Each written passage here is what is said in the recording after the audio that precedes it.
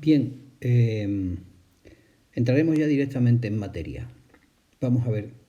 la innovación educativa implica transformar los modos de aprendizaje, pero también entender qué es el aprendizaje. Yo no voy a hacer una teoría del aprendizaje aquí, sería absurdo y el momento no es el apropiado. Sin embargo, hay varias cosas que me gustaría señalar en esto que configuran el binomio o la doble realidad de educar en sentido amplio y aprender en sentido, digamos, más restringido hacia el grupo o la persona que aprende.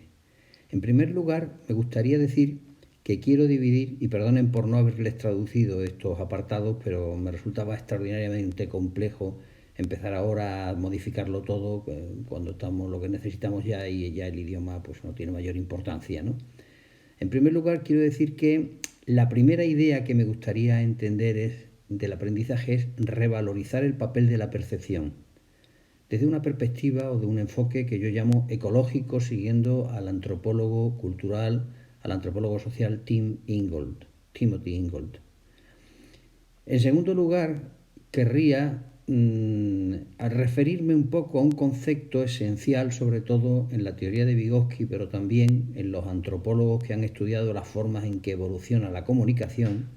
y que yo voy a dar aquí un doble término. Por una parte, estoy refiriéndome al concepto de mediación semiótica y por otra parte a algo que estoy reelaborando ahora, que le llamaría algo así como tecnosemiosis o mediación tecnosemiótica, en donde yo quiero referirme, no lo voy a hacer aquí por supuesto, a que el concepto de comunicación varía de la oralidad a la alfabetización, from orality to literacy, o desde la alfabetización hacia lo que llamamos últimamente la multimodalidad o multialfabetización. Y me refiero al segundo término, from literacy to multimodality. A continuación, me gustaría referirme al concepto de experiencia, sin el cual no se puede entender prácticamente nada de lo que decimos cuando nos enfrentamos al aprendizaje y sobre todo en un nicho ecológico como el de hoy. Me refiero a la experiencia. Tienen ustedes al lado el término que habitualmente usaba Vygotsky, Persivania, una palabra rusa que viene a equivaler, pero no exactamente, a la idea de Persivania, para poner énfasis en el sentido de que la actividad humana es eminentemente sensorial, de que toda representación de la realidad es motivada, está implicada emocionalmente, y también de que toda esa representación está fuertemente influido por la fantasía y los sentimientos. Para decir que el aprendizaje, y esto es quizás la aportación más radical de esta charla o de esta clase de hoy, es precisamente el hecho mismo de que aprender y adquirir conocimiento implica involucrar a una forma de experiencia que yo le voy a llamar experiencia estética. El último apartado, aunque no se desarrollará hoy todo por supuesto, es hablar del futuro de la alfabetización. Nos movemos hacia modelos, hacia géneros que podemos llamar ya multimodales, porque combinamos muchas cosas, fotografías, imágenes, las tecnologías te ofrecen toda esa posibilidad. A las artes, a la alfabetización y a la cultura digital. Y a esta idea de multimodalidad fundamental, a una experiencia que hemos desarrollado en ciencias sociales, que sería algo así como llamaríamos el taller de multimodalidad aplicado a las ciencias sociales.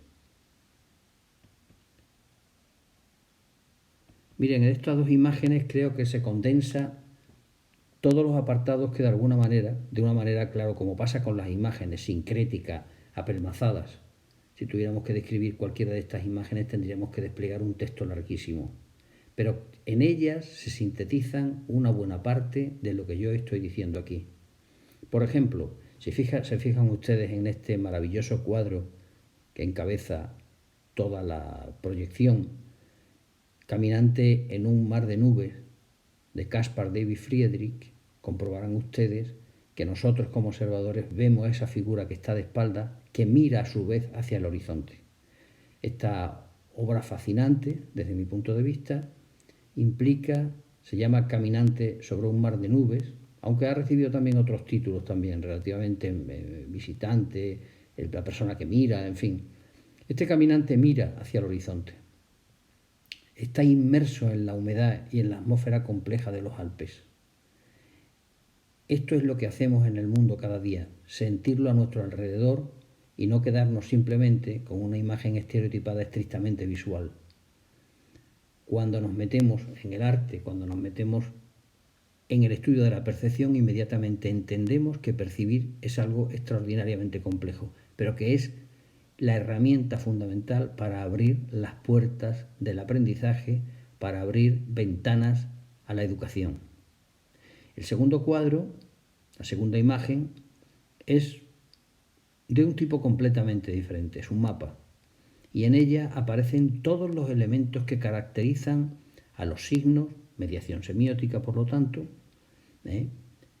y al lo que podemos denominar formas complejas de representación como son la geometría imaginada. Fíjense ustedes bien que este mapa se hace en una época en que no disponemos de satélites para ver el cielo desde arriba y mucho menos de GPS. Por lo tanto, las personas se movían en una superficie alrededor, por ejemplo en el mar, y desde ahí tenían que intuir los salientes y hacerse una representación de las costas del mundo. Por lo tanto, tenemos aquí percepción como distanciada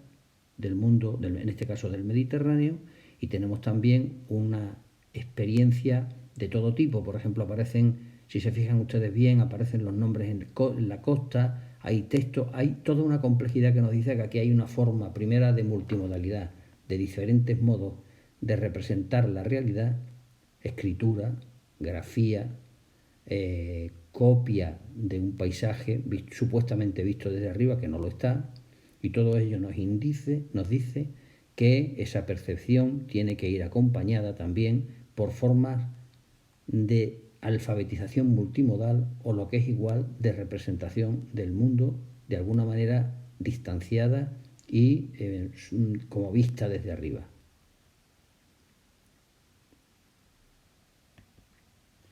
Por lo tanto, yo tengo que decir que educar al pensamiento empieza precisamente por educar la percepción. Tengo aquí una cita que es mía, pero evidentemente tomada o sintetiza el pensamiento de psicólogos como Gibson, de antropólogos y como Ingold, o de un psicólogo también como Vygotsky. Acabo de darme cuenta que no he reseñado el año en que pensaba estas cosas. Dice así: el aprendizaje en contextos naturales depende de la destreza del experto en situar al novicio, en este caso nuestro, al estudiante, de modo que comparta y sienta con él el entorno que los envuelve. Se produce un ajuste de destrezas perceptivas por las que el aprendiz llega a comprender el sentido de las claves, los indicios que han de dirigir su atención. Lo explicaré de una manera, no diré más sencilla, pero parafraseando todo esto, hay que decir que el proceso de aprendizaje que empieza por la percepción del mundo implica siempre a un experto, el profesor, el compañero más diestro que tú a veces, la mediación de la tecnología, la capacidad para ver una imagen a distancia o desde arriba, etcétera, etcétera, y empezar a sentir el mundo que te envuelve. Y dice, y en esta misma cita señalo que se produce un ajuste de destrezas perceptivas